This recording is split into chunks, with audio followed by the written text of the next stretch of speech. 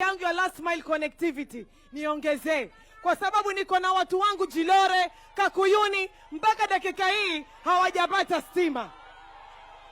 Mheshimiwa Rais, la pili ambalo linatuumiza sisi watu wa Malindi, tumesema kwa sauti moja, tukipata expansion ya Malindi Airport, Mheshimiwa, usirudi kufanya kampeni huku. Sisi wenyewe tutakufanyia kampeni huku.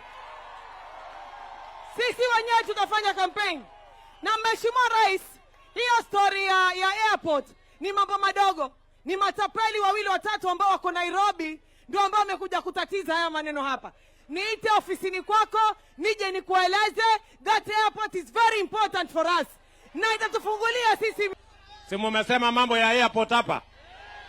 Basi, mimi nasimama hapa mbele yenu. Si leo ni Januari.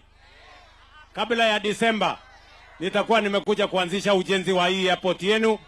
Na hawa matapeli, wewe mama unasema kuna matapeli. Hawa matapeli mimi niko na dawa yao.